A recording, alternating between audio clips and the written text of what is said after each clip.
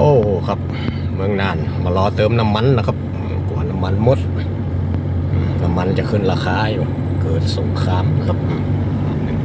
ปับบางจากคิวยาวเหยียดครับ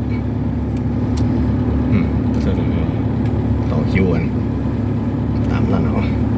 ผลกระทบจากสงคราม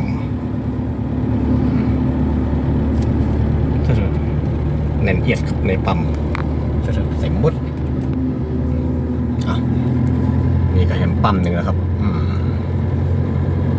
ผลกระทบจากการสู้รบนะครับสงครามกว่าน้ำมันหมดขังนะครับเรารถเราคิวมาอันรอเติมน้ำมันแล้วครับกว่าน้ำมันหมด